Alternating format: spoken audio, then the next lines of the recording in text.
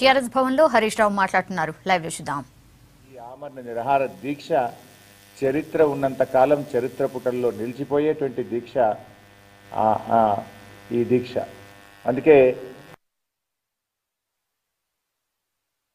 తెలంగాణ ప్రజలు రాష్ట్ర వ్యాప్తంగా కూడా జరుపుకుంటూ దీక్షను ఎప్పుడు కూడా చిరస్థాయిగా తెలంగాణ ప్రజలు గుండెల్లో నిలబెట్టుకునేటువంటి దీక్ష. ఈ సందర్భంగా ఈ దీక్షా దివస్ సందర్భంగా ఉద్యమములో అమరులైనటువంటి ఉద్యమకారులందరికీ జోహార్లు అర్పిస్తూ నా యొక్క ఈ ప్రెస్ మీట్ను ప్రారంభించడం జరుగుతూ ఉంది. మిత్రులారా, ఈరోజు కూటమిలో ఉన్న Congress party, Telugu Desam party, CPI ఈరోజు అందరు కలిసి వాళ్ళు మేనిఫెస్టో విడుదల చేశారు. సంతోషం. ఈ మేనిఫెస్టోలు అనేటువంటివి రాజకీయ పార్టీలు ఇచ్చేటువంటివి. ఇవి ఎన్నికల్లో ఇచ్చే హామీలే కాదు, ఎన్నికల తర్వాత కూడా అమలు చేయని పార్టీ కాంగ్రెస్ పార్టీ. బహుశా దేశంలో ఏ రాష్ట్రంలో కూడా మేనిఫెస్టోలో పెట్టిన దాంట్లో ఒక్కటి కూడా అమలు చేయని పార్టీ ఏదన్నా ఉంది అంటే అది మన ఉమ్మడి ఆంధ్రప్రదేశ్లో కాంగ్రెస్ పార్టీకే ఆ ఘనత దక్కిందని చెప్పుకోక తప్పదు. ఇకపోతే 2018లో చంద్రబాబు నాయుడు గారు కూడా 2014లో చంద్రబాబు నాయుడు గారు కూడా ఆంధ్రప్రదేశ్లో మేనిఫెస్టో పెట్టి 2014లో కొత్తగా ఏర్పడిన ఆంధ్రప్రదేశ్ రాష్ట్రంలో తెలుగుదేశం పార్టీ అధికారంలోకి వచ్చింది. మరి 2018లో చంద్రబాబు నాయుడు గారు పెట్టిన మేనిఫెస్టోలో ఈ రోజు వరకు కూడా మెజారిటీ హామీలను అమలు చేయని నాయకుడు చంద్రబాబు నాయుడు గారు. అక్కడ కాంగ్రెస్ పార్టీ ధర్నాలు చేస్తుంది చంద్రబాబు నాయుడు గారికి వ్యతిరేకంగా. అంటే 2004-9లో మేనిఫెస్టోలో పెట్టి అమలు చేయండి కాంగ్రెస్ పార్టీ, 2014లో మేనిఫెస్టోలో పెట్టిన అంశాలను అమలు చేయని నాయకుడు చంద్రబాబు నాయుడు, తెలుగుదేశం పార్టీ. ఇప్పుడు ఆ ఇద్దరు కలిసి కొత్తగా మళ్ళీ పీపుల్స్ మేనిఫెస్టో అని ఇంకో మేనిఫెస్టోని తీసుకొని ఇవాళ ప్రజల ముందు పెడతా ఉన్నారు.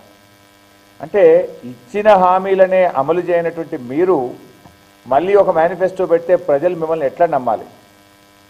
ముందు క్షమాపణ చెప్పండి. కాంగ్రెస్ పార్టీ నాయకులు 2004-9లో మేనిఫెస్టో పెట్టి అధికారంలోకి వచ్చి అమలు చేయనందుకు బేషరతుగా చెంపలేసుకొని ముందు క్షమాపణ చెప్పండి. ఈ తాప అట్లాంటి తప్పు చెయ్యము అని ప్రజలకు చెప్పండి ఫస్ట్. చంద్రబాబు నాయుడు గారు 2014లో మేనిఫెస్టోలో పెట్టి చేయగలిగే అవకాశం ఉండి, నిన్నటిదాకా కేంద్రంలో అధికారంలో ఉండి, ఈరోజు కూడా రాష్ట్రంలో అధికారంలో ఉండి ప్రజలను మభ్యపెట్టి మోసపుచ్చినందుకు చంద్రబాబు నాయుడు గారు ముందు క్షమాపణ చెప్పాలి ఆంధ్రప్రదేశ్ ప్రజలకు. మీరు చెంపలేసుకోకుండా, క్షమాపణ చెప్పకుండా, ఇచ్చిన హామీలు అమలు చేయకుండా తిరిగి మేనిఫెస్టో పెడతాం, హామీలు ఇస్తామంటే తెలంగాణ ప్రజలు నమ్మరు. ఇది ప్రజాకూటమి కాదు, ఇది దగా కూటమిగా తెలంగాణ ప్రజలు భావిస్తారు. ఎందుకంటే మీరు నమ్మి ఓటేసినటువంటి ప్రజలకు మోసం చేసిండ్రు. అయితే మీరు అనుకోవచ్చు, మీరు మర్చిపోయిందేమో, తెలంగాణ కాంగ్రెస్ నాయకులు చంద్రబాబు నాయుడు గారో మీరు మర్చిపోవచ్చు మీరు ఇచ్చిన హామీలు, కానీ ప్రజలు మాత్రం మర్చిపోలేదు. అందుకే ఈరోజు ఉత్తమ్ కుమార్ రెడ్డి గారికి నేను ఈ బహిరంగ లేఖ రాస్తా ఉన్నా. ఎందుకంటే మీరు మర్చిపోయినట్టున్నారు.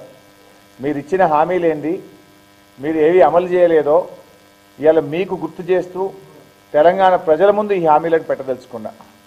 ఇగో ఇది 2004 కాంగ్రెస్ పార్టీ మేనిఫెస్టో, ఇది 2009 కాంగ్రెస్ పార్టీ మేనిఫెస్టో, 2004, 2009. ఇది లేటెస్ట్గా చంద్రబాబు నాయుడు గారు ఇప్పుడు కూడా అధికారంలో ఉన్నారు. 2014లో ఆంధ్రప్రదేశ్ ప్రజలకు చంద్రబాబు నాయుడు గారు ఇచ్చిన హామీలు. ఇది చంద్రబాబు నాయుడు తెలుగుదేశం పార్టీ మేనిఫెస్టో. ఇది 2014. ఈ హామీల్లో ఒకసారి చూస్తే మీ అందరికీ నేను డీటెయిల్స్ కూడా ఇచ్చున్నాను. 2004లో కాంగ్రెస్ పార్టీ మేనిఫెస్టోలో పెట్టిన అంశాల్లో ప్రైవేట్ రంగంలో బీసీ, ఎస్సీ, ఎస్టీలకు రిజర్వేషన్ కల్పిస్తాం, చేయలేదు. 5 ఏళ్లలో 2.5 లక్షల ఉద్యోగాలు ఇస్తాం, చేయలేదు. ప్రభుత్వం ఏర్పడిన 6 నెలల్లో 50,000 ఎస్సీ, ఎస్టీ 70,000 బీసీ బ్యాక్లాగ్ పోస్టులు భర్తీ చేస్తాం, చేయలేదు. తాత్కాలిక ఉద్యోగులను రెగ్యులరైజ్ చేస్తాం, చేయలేదు. వడ్డెలను రజకులను ఎస్సీలో చేర్చుతాం, చేయలేదు. చట్టసభల్లో మహిళలకు రిజర్వేషన్ కల్పిస్తాం, రాష్ట్రంలో కేంద్రంలో అధికారంలో ఉండి చేయలేదు. వృద్ధులకు వితంతువులకు 225 పెన్షన్ ఇస్తాం, 25 తగ్గించి 200 మాత్రమే ఇచ్చారు. తండాలు గ్రామ పంచాయతీలు చేస్తాం, చేయలేదు. టీఆర్ఎస్ పార్టీ అధికారంలోకి వచ్చి ఈరోజు చేసింది. ఈ రకంగా చెప్పుకుంటూ పోతే పరిశ్రమల్లో 50% ఉద్యోగాల్లో స్థానికులకు అవకాశం, చేయలేదు. ఇలా చెప్పుకుంటూ పోతే ఏ అంశం కూడా శ్రీరామ్ సాగర్ ప్రాజెక్ట్ నిల్వ సామర్థ్యం పెంచుతాం, చేయలేదు. కల్వకుర్తి నెట్టంపాడు భీమా పూర్తి చేస్తాం, చేయలేదు. ఈరోజు టీఆర్ఎస్ పార్టీ అధికారంలోకి వచ్చినాక చేస్తూ ఉంది. ఇలా 2004 ఎన్నికల మేనిఫెస్టోలో పెట్టి అమలు చేయని అంశాలు serial number wise, page wise, manifesto కాపీతో సహా పెట్టి ఉత్తమ్ కుమార్ రెడ్డి గారికి లేఖ రాస్తున్నాం. ఇక 2009 కాంగ్రెస్ పార్టీ మేనిఫెస్టో, 2009లో వైఎస్ రాజశేఖర్ రెడ్డి గారు, డిఎస్ గారు ఇద్దరు కలిసి సంయుక్తంగా రిలీజ్ చేసిండ్రు. ఆ రోజు ఒక మాట చెప్పిండ్రు, మేము ఎక్కువ తక్కువ చెప్పాం ఈసారి మేనిఫెస్టోలో 9 అంశాలు చెప్తాం, 9కి 9 తప్పకుండా అమలు చేస్తామని చెప్పినారు. ఎంత దురదృష్టకరం అంటే ఏ ఒక్కటి అమలు చేయని పార్టీ కాంగ్రెస్ పార్టీ, 9లో ఒక్కటి కూడా అమలు చేయని పార్టీ కాంగ్రెస్ పార్టీ. ఏంటి ఆ 9? జూన్ 1, 2009 నుంచి 24 గంటల విద్యుత్ సరఫరా చేస్తాం, చెయ్యలేదు కాదు కదా, విద్యుత్ కోతలు పెరిగినాయి. నంబర్ 2, జూన్ 1, 2009 నుంచి రైతులకు 9 గంటల ఉచిత విద్యుత్ ఇస్తాం, 9 కాదు కదా 6 గంటలు 5 గంటలు కూడా మీరు ఇవ్వలేదు. నంబర్ 3, ప్రతి వ్యక్తికి నెలకు 6 కిలోల బియ్యం ఇస్తాం, ఇవ్వలేదు. గదే 4 కిలోలు ఇచ్చిండ్రు, సీలింగ్ కూడా పెట్టిండ్రు, 25 కిలోల కంటే ఒక కుటుంబానికి ఎక్కువ ఇయ్యమని సీలింగ్ పెట్టినారు. ఈ 3 కూడా టీఆర్ఎస్ పార్టీ పరిపాలన చేత కానీ చంద్రబాబు నాయుడును ఈరోజు తెలంగాణలో ఎందుకు వెంటబెట్టుకొని తిరుగుతున్నారో రాహుల్ గాంధీ గారు సమాధానం చెప్పాలి. ఆంధ్రప్రదేశ్లో చెల్లని రూపాయి తెలంగాణ చెల్తుందా? మీరే చెప్పింది కదా, చంద్రబాబు నాయుడు వంచకుడు, చెల్లని రూపాయి, మోసకారి అని ఆంధ్రప్రదేశ్లో మీరు చెప్పిండ్రు. మరి ఆ మోసకారి చంద్రబాబు నాయుడు ఎట్లా చెల్తాడు తెలంగాణలో? ఆంధ్రప్రదేశ్లో చెల్లని రూపాయి తెలంగాణలో ఎట్లా చెల్లాలి? ఆంధ్రప్రదేశ్ కాంగ్రెస్కు నచ్చని కాంగ్రెస్ తెలంగాణ కాంగ్రెస్కి ఎట్లా నచ్చిందో రాహుల్ గాంధీ గారు సమాధానం చెప్పాలి. అసలు కాంగ్రెస్కి ఎన్ని నాలుకలు ఉంటాయి, ఎన్ని మాటలు ఉంటాయి? ఇప్పుడు మేము కాళేశ్వరం ప్రాజెక్టుకు అనుమతులు తెచ్చుకుంటే మహారాష్ట్ర కాంగ్రెస్ మమ్మల్ని వ్యతిరేకించింది. పాలమూరు ఎత్తిపోతల పథకం కడితే ఆంధ్రప్రదేశ్ కాంగ్రెస్ వ్యతిరేకించింది. కాంగ్రెస్ జాతీయ పార్టీ అంటారు, 100 ఏళ్ల చరిత్ర కలిగిన పార్టీ అంటారు. మరి మహారాష్ట్ర కాంగ్రెస్ తెలంగాణకు వ్యతిరేకంగా మాట్లాడుతుంది, ఆంధ్రప్రదేశ్ కాంగ్రెస్ తెలంగాణకు వ్యతిరేకంగా మాట్లాడుతుంది. ఆంధ్రప్రదేశ్ కాంగ్రెస్ చంద్రబాబు నాయుడు బొందబెట్టడం, బేకారున్నాడు, ఖరాబ్ ఉన్నాడు, పనికిరాడు అంటారు. మరి తెలంగాణ కాంగ్రెస్ ఏమో ఆయనను భుజాల మీద పెట్టుకొని ఊరేగుతుంది. దీన్ని ఎట్లా అర్థం చేసుకోవాలి? దీనికి సమాధానం చెప్పాలి రాహుల్ గాంధీ గారు. జాతీయ పార్టీ అధ్యక్షుడిగా ఇవాళ ప్రజలకు సమాధానం చెప్పాలి. అక్కడ వద్దన్న చంద్రబాబుని ఇక్కడ ఎందుకు రుద్దుతున్నారు బలవంతంగా? దాని ఉద్దేశం ఏంది? ఏ రకంగా ఇది సబబైంది? ఈరోజు సమాధానం చెప్పాలి. ఇప్పుడు 2004-9లో కాంగ్రెస్ పార్టీ మేనిఫెస్టోలో పెట్టింది అమలు చేయడంలో దారుణంగా విఫలమైంది.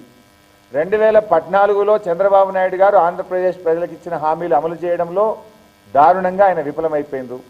ఇక్కడ ఆ 2 పార్టీలు కలిసి మేము కనీసం ఉమ్మడి కార్యక్రమం పెట్టినాం అని మీరు తీసుకొస్తే మిమ్మల్ని ఎట్లా నమ్మాలి ప్రజలు? అంటే ఇచ్చిన హామీలు అమలు చేయకుండా తెలంగాణ ప్రజలను మభ్యపెట్టే నైతిక హక్కు చంద్రబాబు నాయుడు గారికి కాంగ్రెస్ పార్టీకి ఉందా అని అడుగుతున్నా.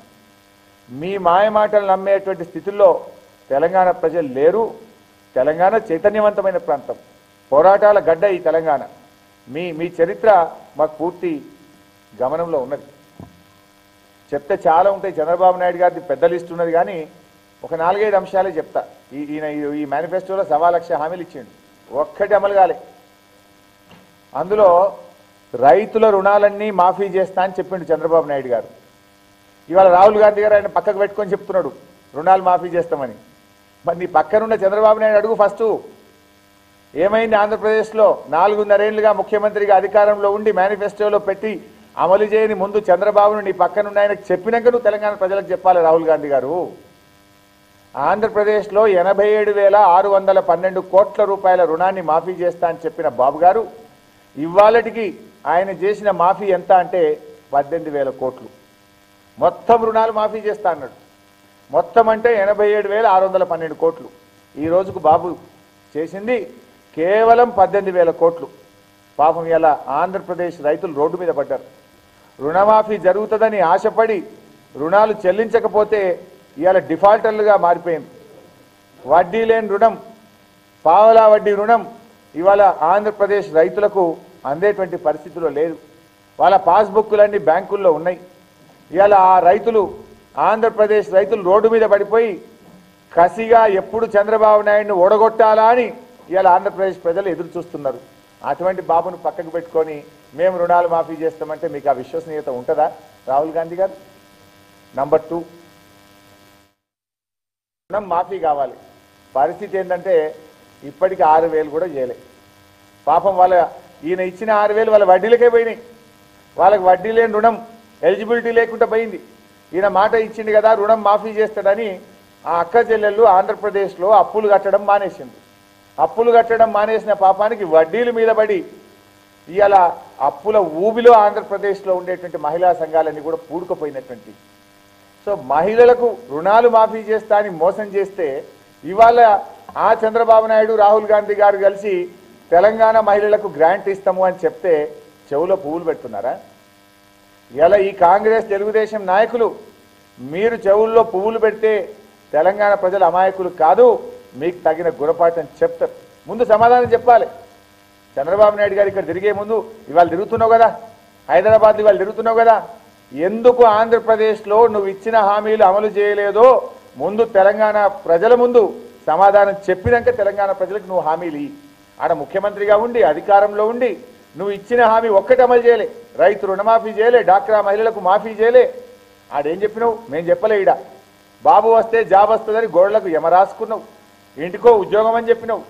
ఇక్కడ టీఆర్ఎస్ పార్టీ చెప్పలే.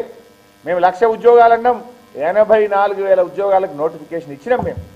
కానీ అక్కడ నువ్వు మోసం చేసినావు. నిరుద్యోగులకు 2,000 భృతి ఇస్తా అని చెప్పినావు. 4.5 ఏళ్ళైంది, ₹1 ఇచ్చినావా బాబు గారు? 4.5 ఏళ్ల నుంచి నిరుద్యోగ భృతి అమలు ఎందుకు చేయలేదో ముందు బేషరతుగా ఆంధ్రప్రదేశ్ ప్రజలకు క్షమాపణ చెప్పినాక నువ్వు ఇక్కడ హామీ ఇస్తే నేను ఎవడన్నా నమ్ముతాడు, లేకపోతే ఎట్లా నమ్మాలని నిన్ను? కాపులకు రిజర్వేషన్ ఇస్తా అన్నావు. ఇట్లా చెప్తే 600 హామీలు నేను ఇచ్చినాయి. 600 హామీల్లో 10 పైసలు కూడా అమలు చేయని మనిషి నాయకుడు ఈరోజు చంద్రబాబు నాయుడు గారు. అటువంటి చంద్రబాబు, విశ్వసనీయత లేని చంద్రబాబు నాయుడు గారు, విశ్వాసాన్ని కోల్పోయిన కాంగ్రెస్ పార్టీ కలిసి ఒక కూటమి పెడితే ఈ కూటమిని ప్రజలు నమ్మాలన్నట. ఎట్లా నమ్ముతారు? మీ ఇద్దరికి కూడా విశ్వసనీయత లేనే లేదు. విశ్వసనీయతకు మారు పేరు కేసీఆర్.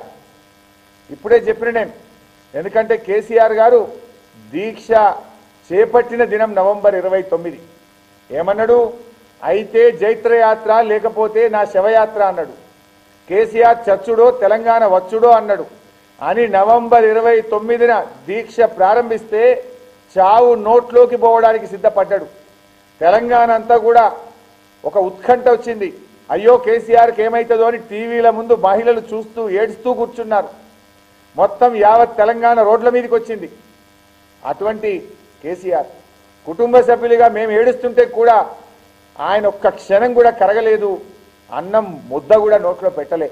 ఆ రోజు డిసెంబర్ 9వ తారీఖు నాడు హోంమంత్రి గారు బయటకు వచ్చి ఏం చెప్పిండు? కేసీఆర్ గారు దీక్ష విరమించండి, మేము తెలంగాణ రాష్ట్ర ఏర్పాటు ప్రక్రియ ప్రారంభిస్తున్నాము అన్నాడు. అంటే కేసీఆర్ తెచ్చినట్ట, కాంగ్రెస్ ఇచ్చినట్ట? కేసీఆర్ దీక్షనే చేపట్టకపోతే కాంగ్రెస్ డిసెంబర్ 9న ప్రకటన వచ్చేదా? ఆ రోజు కాంగ్రెస్ కాదు, ఢిల్లీలో ఏ ప్రభుత్వం ఉన్నా ప్రకటన ఇవ్వక తప్పని పరిస్థితిని కేసీఆర్ కల్పించిండు కనుక తెలంగాణ వచ్చింది. అది ఒక చారిత్రాత్మకమైన దినం ఇవాళటి దినం. ఇది మా విశ్వసనీయత. తెలంగాణ తెస్తా అన్నాడు కేసీఆర్, తెలంగాణ తెచ్చిండు. కరెంటు ఇస్తా అన్నాడు, 24 గంటల కరెంటు ఇచ్చిండు. మంచినీళ్లు ఇస్తా అన్నాడు, మంచినీళ్లు ఇచ్చిండు కేసీఆర్. అది కేసీఆర్కు ఉండే విశ్వసనీయత. మీ చరిత్ర చూసినాం కదా. మాట తప్పడం మీ ఇంటా వంట ఉంది, మాట తప్పడు మడమ తిప్పని నాయకుడు ఇవాళ కేసీఆర్. అందుకే ఇలాంటి కేసీఆర్ గారి పట్ల ఇవాళ ప్రజల్లో విశ్వసనీయత ఉంటుంది.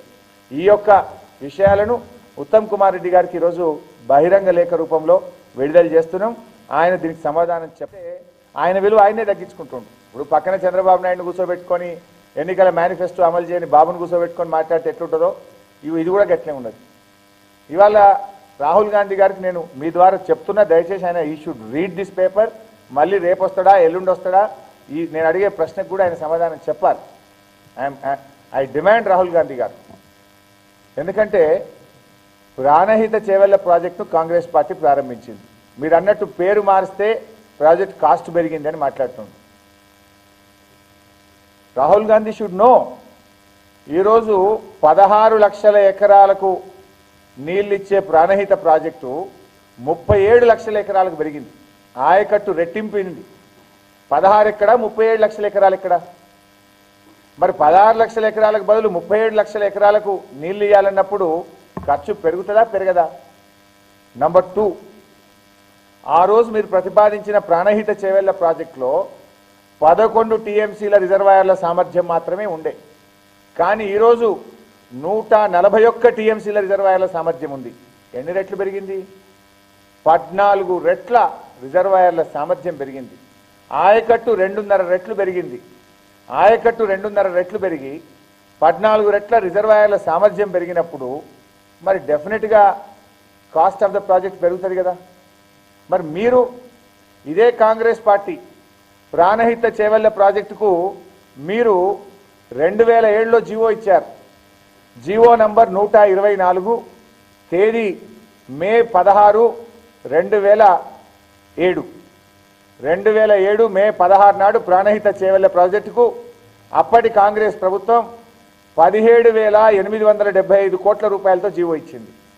ఒక్క సంవత్సరం లోపలనే 2008లో 38,500 కోట్లకు పెంచింది. మోర్ దాన్ డబుల్ పెంచింది కదా. అంటే దీనికి ఏం సమాధానం చెప్తారు రాహుల్ గాంధీ గారు? 2007లో 17,875 కోట్లతో ప్రారంభించిన ప్రాణహిత 2008లో 38,500 కోట్లకు పెంచినారు. 2010లో 40,000 కోట్ల రూపాయలకు పెంచారు. అంటే 200 టైమ్స్ పెంచిండ్రు. మరి ఏ ఉద్దేశంలో పెంచిండ్రు? ఆయకట్టు 16 లక్షలే, కానీ కాంగ్రెస్ పార్టీ 17,000 కోట్ల నుంచి 40,000 కోట్ల రూపాయలకు ప్రాణహిత యొక్క అంచనాలు పెంచింది. అంటే మీరు దోచుకుందని అన్నట్టేనా రాహుల్ గాంధీ గారు? ఇప్పుడు మేము దోచుకునేది నిజమే అయితే మీరు దోచుకునేది కూడా నిజమే అనుకోవాలి కదా. ఒక సీనియర్ నాయకుడు మాట్లాడేటప్పుడు వాస్తవాలు తెలుసుకొని మాట్లాడాలి. నీళ్లు లేవు అని కేంద్ర జలవనరుల సంఘం చెప్పినప్పుడు రీఇంజనీరింగ్ చేయవలసి వచ్చింది. తెలంగాణ ఏర్పడ్డది కనుక మిగిలిపోయిన ప్రాంతాలు నల్గొండ జిల్లా కానీ, మెదక్ జిల్లా కానీ, మరి రంగారెడ్డి జిల్లా కానీ మిగిలిపోయిన ప్రాంతాలకు కూడా నీళ్లు ఇవ్వాలి, ఆయకట్టు పెంచుకోవాలని 16 లక్షల నుంచి 37 లక్షల ఎకరాలకు పెంచినాం. 11 టీఎంసీల నుంచి 141 టీఎంసీలకు తెలంగాణ భవిష్యత్ అవసరాలను దృష్టిలో పెట్టుకొని రిజర్వాయర్ల సామర్థ్యం పెంచుకున్నాం. 2007లో మీరు ఎస్టిమేట్లు చేస్తే ఈ కాస్టు 2018, 11 సంవత్సరాల్లో డీజిల్ ధర ఎంత పెరిగింది, సిమెంట్ ధర ఎంత పెరిగింది, స్టీల్ ధర ఎంత పెరిగింది, వీటన్నిటిని దృష్టిలో పెట్టుకొని జరిగింది. కానీ మీరు ఒక్క ఏడాది లోపలనే 17,000 40,000 కోట్లు చేసింది కదా. ముందు దానికి సమాధానం చెప్పినాక రాహుల్ గాంధీ గారు మమ్మల్ని ప్రశ్న అడగాలని చెప్పి నేను డిమాండ్ చేస్తున్నాను. బేసిక్గా ఒక సీనియర్ లీడర్ మాట్లాడేటప్పుడు వాస్తవాలు మాట్లాడాలి. ఇవాళ చంద్రబాబు నాయుడు గారు కూడా ఒక పెద్ద జోక్. ఆయన ఏమంటాడు, గోదావరిలో చాలా నీళ్లు సముద్రంలో కలుస్తున్నాయి, 2 రాష్ట్రాలు వాడుకోవాలనుకుంటున్నాను నేను అన్నాడు. నీ ప్రేమ నిజమైంది అయితే గోదావరి నది మీద కడుతున్న కాళేశ్వరంను వ్యతిరేకిస్తూ 19 మార్చి 2017 నాడు కేంద్ర ప్రభుత్వానికి ఎందుకు లేఖ రాసినావు? నువ్వే చెప్తున్నావు 1000 టీఎంసీలు సముద్రంలో కలుస్తున్నాయని. నిన్న ఖమ్మంలో చిలక పలుకులు పలికినవు. ఇద్దరు వాడుకోవాలి, ఇద్దరు మంచిగా ఉండాలి అన్నావు. సముద్రంలో కలిసే నీళ్ళే కదా. మరి మేము కాళేశ్వరం కట్టి 400-500 టీఎంసీలు వాడుకుంటామంటే ఇది అక్రమం, ఇది అన్యాయం, దీనికి అనుమతులు ఇవ్వద్దు, ఇచ్చిన అనుమతులు రద్దు చేయాలని మార్చి 19, 2017న తెలుగుదేశం ప్రభుత్వం తెలంగాణకు వ్యతిరేకంగా కేంద్రానికి లేఖ రాసిందా లేదా? రాసిందని నేను చూపిస్తా. ఒకవేళ రాయకపోతే, నేను చూపించకపోతే నేను ముక్కు నేలకు రాస్తా. మీరు రాస్తారా? నువ్వు వీడేం చెప్పినావు ఖమ్మంలో మేము వ్యతిరేకం కాదు, సముద్రంలో కలిసిన ఇద్దరు వాడుకోవాలి. మరి ఎందుకు రాసినావు నాయన? మేము కడుతున్న కాళేశ్వరం గోదావరి మీదనే కదా, దాన్ని ఆపమని 19 మార్చి 2017 కేంద్రానికి ఎందుకు లేఖ రాసినావు? క్షమాపణ చెప్పు ఫస్ట్. మేము సీతారామ ప్రాజెక్టు కడుతున్నాం, అది గోదావరి మీదనే కదా, దానికి అనుమతులు ఇయ్యద్దని నువ్వు కేంద్రానికి లేఖ రాయలేదా? ఆ ఖమ్మం గడ్డ మీద ఉండి ఖమ్మం ప్రజల్ని మోసం చేస్తావా? ఖమ్మం ప్రజలు అంత అమాయకులు అనుకుంటున్నావా? కేసీఆర్ గారు ఖమ్మం పోయినాడు, ఖమ్మం ప్రజల ముందు నువ్వు రాసిన లేఖ బయట పెట్టిండు. నిస్సిగ్గుగా ఇంత దారుణంగా అబద్ధాలు అంటారు. అసలు ఆత్మ అనేది ఉందా నీకు? నువ్వు రాసిన లేఖను నువ్వే మోసం చేస్తావా? ఇది 2. ఇకపోతే అసలు ఇంకా జోక్ ఏంటంటే, మీరు చంద్రబాబు నాయుడు గురించి మాట్లాడదనుకున్నా కానీ మీరు తీసేసి ఇలా నిన్న ఆయన ఏం మాట్లాడతాడు ఖమ్మంలో? ఖమ్మం సభనట ఒక చారిత్రక అవసరమట. నిజంగా చెప్పాలంటే అది చారిత్రకంగా సిగ్గుపడే సందర్భం. 2014లో కూడా ఇదే చెప్పిండు. మోడీ గారితో కలిసి మహబూబ్ నగర్లో చెప్పినప్పుడు ఆ రోజు కూడా ఏమన్నాడంటే 2014లో మోడీతో పొత్తు ఒక చారిత్రక అవసరం అన్నాడు. ఇప్పుడేమో రాహుల్తో పొత్తు చారిత్రక అవసరం అంటాడు. అసలు రాహుల్ గాంధీ పొత్తైనా మోడీ గారి పొత్తైనా అది చారిత్రక అవసరం కాదు, నీ అవసరం. నీ అవసరం. నువ్వు ఎక్కడ అవసరం పడితే ఏ ఎండకు ఆ గొడుగు పడతావు తప్ప అది చారిత్రక అవసరం కానే కాదు. ఆనాడు వాజ్పేయి గారు ప్రభుత్వంలో చేరినాడు ఏమన్నావు నువ్వు? గుజరాత్లో అల్లర్లు ప్రేరేపిస్తే నరేంద్ర మోడీ దిగిపోవాలి, ఆయన అరెస్ట్ చేయాలి, జైల్లో పెట్టాలన్నావు. ఎన్నికలు అయిపోయిన తర్వాత ఏమన్నావు? నేను బీజేపీతో కలిసి చారిత్రక తప్పిదనం చేసిన చరిత్రలో మళ్ళా కలవ బీజేపీతో అన్నావు. మళ్ళీ అదే నరేంద్ర మోడీతో పోయి నువ్వు కలిస్తేవి. ఎన్ని మాటలు మాట్లాడతారు? మళ్ళీ ఇప్పుడేమంటుండు సెక్యులరిజం. ఎట్లా నమ్మాలండి సెక్యులరిజం? ఆనాడు 2004లో దిగిపోయినాక చారిత్రక తప్పు చేసిన అన్నావు. మోడీతో కలిసినప్పుడు చారిత్రక అవసరం అన్నావు. మళ్ళీ వాళ్ళ ఖమ్మంలో రాహుల్ గాంధీతో కలిసి మళ్ళా చారిత్రక అవసరం అంటావు. ఎన్ని నాలుకలు ఆయన? 2 కళ్ళ సిద్ధాంతం, 2 నాలుకల ధోరణి. ఇది చంద్రబాబుకే చెందుతుంది. ఈ దేశంలో బహుశా ఇన్ని నాలుకలు, ఇన్ని తలలు, ఇన్ని మాటలు మాట్లాడగలిగే నాయకుడు చంద్రబాబు నాయుడే. ఇంకొవరు ఈ దేశం మీద ఉండరు. అసలు సెక్యులరిజం అనే పదానికే అర్థం మారుతుంది చంద్రబాబు నాయుడు గారు మాట్లాడితే. నిన్న మాట్లాడుతుడు సెక్యులరిజం అట. 4 ఏళ్ళు మోడీతో కలిసి ఉన్నాడు. ఎడబోయిందో నీ సెక్యులరిజం? 4 ఏళ్ళు నరేంద్ర మోడీ గారితో అంటగాగినాడు, చట్టపట్టాలు వేసుకున్నాడు, క్యాబినెట్లో భాగస్వామ్యమైనాడు. సెక్యులరిజం అక్క మీద పెట్టినావు. ఇప్పుడు మళ్ళీ సెక్యులరిజం జారికి వచ్చినది నీకు. మీరు మాట్లాడితే సెక్యులరిజం అనే పదానికి అర్థం మారిపోతుంది. ఇంకో మాట మాట్లాడిండు, విభజన చట్టం మీద కేసీఆర్ పోరాడలేదట. ఇదొక జోక్. కేసీఆర్ విభజన చట్టం మీద పోరాడలేదని చంద్రబాబు నాయుడు మాట్లాడవచ్చా? హైకోర్టు విభజన కోసం 4 సార్లు ప్రధానమంత్రి గారిని కలిసిండ్రు. మా ఎంపీలు జితేందర్ రెడ్డి గారు, వినోద్ గారు నిరంతరం పార్లమెంట్లో ప్రశ్నించిండ్రు. అది అమలు కాకుండా అడ్డుపడ్డదే చంద్రబాబు నాయుడు. Everybody knows. నువ్వు సెక్రటరియట్ కట్టుకుంటావు, అసెంబ్లీ కట్టుకుంటావు, కానీ హైకోర్టు బిల్డింగ్ కట్టలే నువ్వు అమరావతిలో కావాలని. నీ గట్రాపోనా? నువ్వు సెక్రటరియట్ కట్టొచ్చింది, అసెంబ్లీ కట్టొచ్చింది, షిఫ్ట్ అయిపోయిన వీడికెళ్ళి హైకోర్టు ఎందుకు కట్టలే? విభజన కావడం నీకు ఇష్టం లేదు కనుక ఉద్దేశపూర్వకంగా హైకోర్టు విభజనను ఆపింది నువ్వు. మళ్ళీ నువ్వే ఏమంటావంటే కేసీఆర్ హామీల మీద పోరాడలే. ఇది నోటితో మాట్లాడి ఏదో నొసటితో ఎక్కిరించినట్టున్నది కథ. ఇక అంతకు మించిన జోకు ఉంటుంది. అదే ఏం మాట్లాడండి? నా రక్తపు బొట్టు చివరి అంశం దాకా తెలంగాణను అడ్డుకోవడానికి ప్రయత్నం చేసినా అని గుంటూరు సభలో మాట్లాడింది చంద్రబాబు నాయుడు కాదా? ఇప్పుడే చెప్తుగానే ఇన్ని నాలుకలు, ఇన్ని మాటలు, ఇన్ని తలలు, ఇన్ని సిద్ధాంతాలు ఈయనకు తప్ప ఇంకెవరకుండా ఈ దేశంలో. ఇప్పుడు నేను అభివృద్ధికి అడ్డుపడలేదని అన్నట్టు మీరు అన్నారు. మీకు తెలియదు ఏమంటే ఓటు నోటు కేసులు ఎవరు దొరికిందే? మా ఎమ్మెల్యేలను కొని ఈ ప్రభుత్వాన్నే కూలదొయ్యాలి, పసికూన గొంతు బిసుకాలి, తెలంగాణ వాళ్ళకు పరిపాలన చేత కాదు అని చెప్పి మోసం చేసే ప్రయత్నం. మా ఎమ్మెల్యేలను కొనే దాంట్లో ఓటుకు నేటు కేసులో రెడ్ హ్యాండెడ్గా దొరికిపోయి దెబ్బకు హైదరాబాద్ ఖాళీ చేసి అమరావతి పారిపోయింది ఎవరు? నువ్వు ఉత్తగా పారిపోయినావు. ఓటు నోటు దెబ్బకు పోయిన వీటికెళ్ళి నువ్వు ఈయన్నే ఉండి ఈయన్నే రాజకీయాలు చేయాలి. Home ministry, police, law and order అంతా కూడా కేంద్ర ప్రభుత్వం తీసుకోవాలి, గవర్నర్ తీసుకోవాలని నువ్వు కుట్రలు చేసిన విషయం ప్రజలు మర్చిపోయిందా? తెలంగాణ ప్రజలు 7 మండలాలు రాత్రికి రాత్రి గుంజుకున్న విషయం మర్చిపోయిందా? మా లోయర్ సీలేరు పవర్ ప్లాంట్ నువ్వు గుంజుకున్నది మర్చిపోయిందా? మా పాలమూరు, మా సీతారామ, మా కాళేశ్వరం ప్రాజెక్టు అడ్డుకొని ఆపాలని నువ్వు ప్రయత్నం చేసింది మర్చిపోయిందా? మా నిన్నగాక మొన్న స్టార్ట్ అయిన తుమ్మిళ్ళ లిఫ్ట్ ఇరిగేషన్ స్కీమ్ మా హక్కుగా బచావత్ ట్రిబ్యునల్ ఇచ్చిన 15.9 టీఎంసీల నీళ్లను వాడుకోకుండా తుమ్మిళ్ళ లిఫ్టును పనులు ఆపాలని నువ్వు కేంద్ర ప్రభుత్వానికి రాసిన లేఖ ప్రజలు మర్చిపోయిందా? మా పీపీఏలు రాత్రికి రాత్రి రద్దు చేసి తెలంగాణను చీకట్లోకి నెట్టాలి, తెలంగాణ రైతుల పంటలు ఎండగొట్టాలని నువ్వు చేసిన కుట్రలు మర్చిపోయిందా? ఇట్లా 100 ఉన్నాయి ఆయన చేసిన అభివృద్ధి నిరోధక చర్యలు, తెలంగాణకు చేసిన నష్టాలు. ఇంకొక జోక్ మాట్లాడింది ఆయన, అంటే ఆయన మాట్లాడింది ప్రతిదానికే కొడుతుంది అని మరి మర్చిపోయి మాట్లాడుతుండా, మా తెలంగాణ ప్రజలు అంత అమాయకులు అనుకుంటుండా నాకైతే అర్థమైతలేదు. ఇప్పుడు కేసీఆర్ గారు నేను నీకు రాజకీయ జన్మనిచ్చిన నన్నే తిడతావా అన్నాడు. అయ్యా నీకు రాజకీయ జన్మనిచ్చిన కాంగ్రెస్ నిడిచిపెట్టి తెలుగుదేశంలో జరిగింది నువ్వు, నీకు పునర్జన్మ ఇచ్చిన నీ మామ ఎన్టీ రామారావుకు వెన్నుపోటు పొడిచింది నువ్వు కేసీఆర్ గురించి మాట్లాడతావు. కేసీఆర్ తెలంగాణ ఆత్మగౌరవం కోసం వెళ్ళిండు. నువ్వు చేసిన అన్యాయాల నుంచి, నువ్వు చేసిన అరాచకాల నుంచి, విద్యుత్ బిల్లులు తగ్గించమంటే రైతుల్ని కాల్చి చంపితే కడుపు మండి ప్రజల కోసం బయలుదేరిండు కేసీఆర్.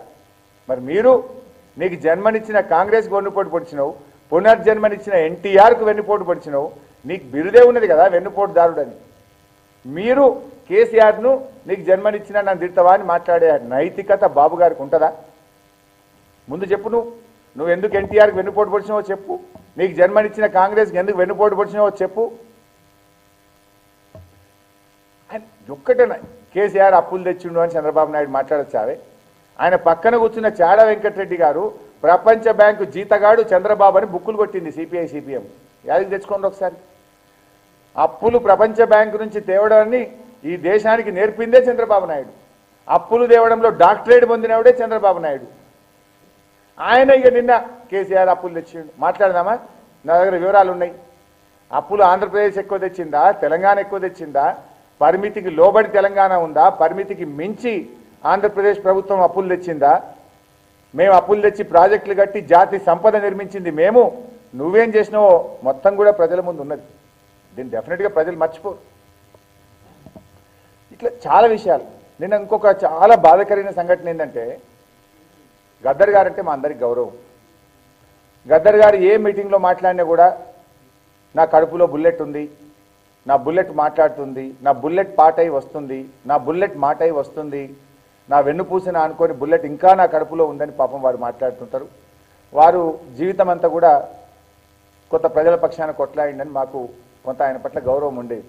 కానీ నిన్న చూసిన తర్వాత మాత్రం జాలేసింది. నీ కడుపులో ఎవరైతే బుల్లెట్ దించినరో మీరు పోయి ఆయన కడుపులో తలబెట్టడం తెలంగాణ సమాజం మాత్రం జీర్ణించుకోలేదు. ఇంతకంటే దురదృష్టకరమైనటువంటి దినం బహుశా మనిషి జీవితంలో ఇంకోటి రాదేమో. ఎవరైతే ప్రజాస్వామ్యాన్ని కూని చేసినరో, ఎవరైతే పౌర హక్కులను కాలరాసినరో, ఎవరైతే నీ కడుపులో బుల్లెట్లు దించినరో వారి కడుపులో పోయి నువ్వు తలబెట్టే అంతకంటే అవసరం ఏమైనా ఉందా? ఆయన స్థాయిని పోగొట్టుకున్నాడు. నిజంగా చెప్పాలంటే గద్దర్ గారి పట్ల ఏదన్నా కొద్దో గొప్ప గౌరవం ఉంటే, ఆయనకు ఒక స్థాయి ఏదైతే ఉందో దాన్ని నిన్న వారు పూర్తిగా పోగొట్టుకున్నారనిపిస్తుంది. కోదండరామ్ గారి గురించి కూడా మీకు తెలుసు కదనే. ఆయన బేసిక్, ఆయన బిగినింగ్ ఏంటి? ఆయన ఒక పౌర హక్కుల నేత. కోదండరామ్ గారు సివిల్ లిబర్టీ ఆర్గనైజేషన్లో పనిచేసేవాడు, పౌర హక్కుల నేత. పౌర హక్కులను కాలరాసిండ్రు అని ఇక్కడ ఉండే పౌర హక్కుల సంఘాలన్నీ కూడా కోడై కూసినాయి చంద్రబాబు నాయుడు గారి మీద. తెలంగాణ కోసం పోరాడినటువంటి బెల్లి లలితను ముక్కలు ముక్కలుగా కోసి చంపింది ఎవరు? చంద్రబాబు నాయుడు గారి ప్రభుత్వంలో జరిగింది. పెంచిన కరెంటు బిల్లులు తగ్గించాలని హైదరాబాద్కి వస్తే పిట్టల్లాగా రైతుల్ని కాల్చి చంపిన చరిత్ర ఎవరిది? తెలుగుదేశం ప్రభుత్వానికి. ఎన్కౌంటర్లకు మారుపేరు. అసలు ఎన్కౌంటర్ల తెర లేపింది ఎవరు? చంద్రబాబు నాయుడు గారు. అసలు అటువంటి పౌర హక్కుల నేతగా ఉన్న కోదండరామ్ గారు నిన్న చంద్రబాబు నాయుడు గారితో చట్టపట్టాలు వేసుకొని భుజాల మీద చేతులు వేసి చేతులు లేపితే నిజంగా మేధావులు, తెలంగాణ ఉద్యమకారులంతా కూడా సిగ్గుపడతా ఉన్నారు. ఇట్లాంటి పరిస్థితి, ఇంత దారుణమైనటువంటి పరిస్థితి, మనుషులు ఇంత విలువలు పడిపోయి దారుణమైన రాజకీయాలు చేస్తారా, ఇంత అవసరమా అని అనిపిస్తూ ఉంది. నిన్న ఇంకో మాట మాట్లాడిండు కోదండరామ్ గారు. కేసీఆర్ గారు ఇంజూర్డ్ బ్యాట్స్మెన్ చెప్తారు. కేసీఆర్ గారు ఇంజూర్డ్ బ్యాట్స్మెనా, కేసీఆర్ గారు ఇరగదీసే బ్యాట్స్మెన్ అనేది డిసెంబర్ 11వ తారీఖున తేలుతుంది. కేసీఆర్ సిక్సర్లు కొడుతుంటే తెలంగాణ జనం సప్పట్లు కొట్టేది నీ చెవులలో మారు మోగుతుంది కోదండరాం. ఇవాళ ఇంకొక విషయం కూడా మీకు చెప్పాలి కోదండరాం గారి గురించి. ఇది కాంగ్రెస్ పార్టీ కొత్త మేనిఫెస్టో, పీపుల్స్ మేనిఫెస్టో. ఈ మేనిఫెస్టోలో వాళ్ళు ఏం చేసిందంటే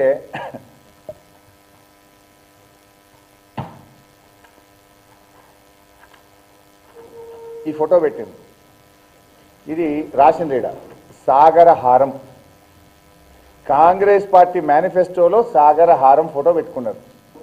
అయితే కొంచెం హుషారు చేసింది ఇలా బ్లాక్ అండ్ వైట్ ఫోటో వేసింది. ఎందుకంటే ఇవన్నీ గులాబీ జెండాలు. ఇలా ఇవి కలర్ ఫోటో వేస్తే గులాబీ జెండాలు తప్ప కనబడే. ఇలా ఈ సాగరహారం ఫోటో కాంగ్రెస్ పార్టీలో వేసుకోవచ్చా? ఇది కాంగ్రెస్ పార్టీ మేనిఫెస్టో. ఇది అయితే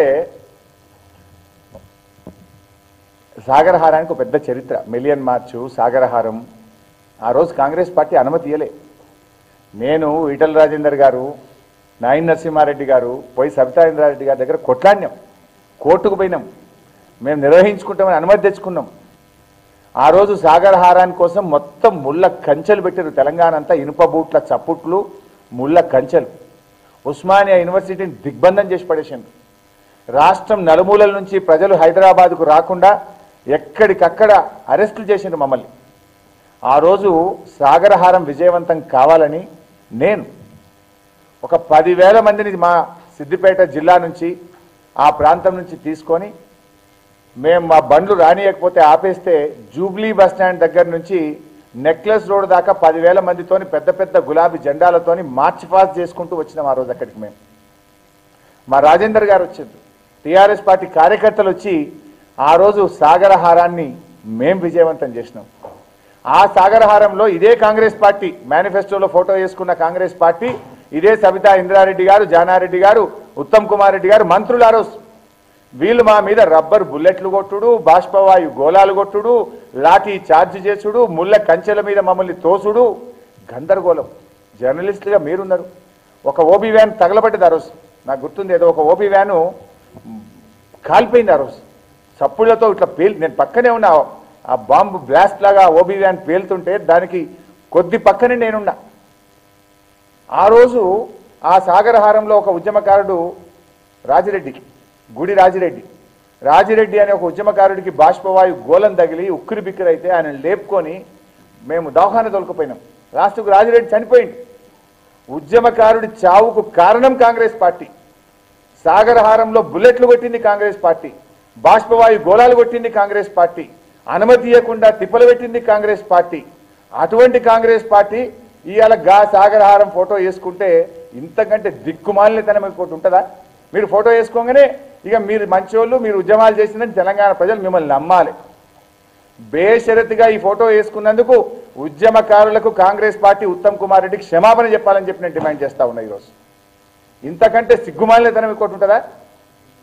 మీకు హక్కు ఉందా? అసలు మీకు నైతికత ఉందా? అనుమతి అయిన వాళ్ళు మీరు, గోళాలు కొట్టిన వాళ్ళు మీరు, కొట్టిన వాళ్ళు మీరు, దెబ్బలు కొడితే లాఠీ దెబ్బలు తిని కొట్లాడిన వాళ్ళు మేము. మిలియన్ మార్చుకు అనుమతి ఇవ్వకపోతే ఆ రోజు నేను హుస్సేన్ సాగర్లో బోటు మీద పోయి నేను ఆ రోజు ట్యాంక్ బాండ్ ఎక్కి మేము ఆ రోజు మిలియన్ మార్చిని సక్సెస్ చేసిన చరిత్ర మాది. మీరుకి ఫోటోలు వేసుకుంటారు. మీకు హక్కు ఉందా? అసలు ఉద్యమంలో రాజీనామాలు చేయండి అంటే మా హైకమాండ్ ఢిల్లీలో ఉంటుంది. కోదండరాం కాదు మా హైకమాండ్. నువ్వెవరా కోదండరాం మమ్మల్ని అడగడానికి? నువ్వు ప్రొఫెసర్ ఉద్యోగానికి రాజీనామా చేయి అని మాట్లాడింది ఈ కాంగ్రెస్ నాయకులు. కోదండరాం గారిని గౌరవించి ఆయన మాట మీద నిలబడి గడ్డిపోచల్లాగా పదవులకు త్యాగం చేసింది టీఆర్ఎస్ పార్టీ. గౌరవించింది మేం. ఆ రోజు కాంగ్రెస్ పార్టీ కోదండరాంను అవమానపరిచింది, ఈ రోజు కాంగ్రెస్ పార్టీ కోదండరాంను అవమానపరిచింది. కోదండరాం గారికి తెలియదు, లోపల ఆయన ఆత్మ కుమిలిపోతుంది ఇవాళ కోదండరాం గారు. ఆయన పాపం కుడిదిల పడ్డ ఎలక లెక్క అయిపోయాడు, కక్కలేక మింగలేకున్నాడు. అలా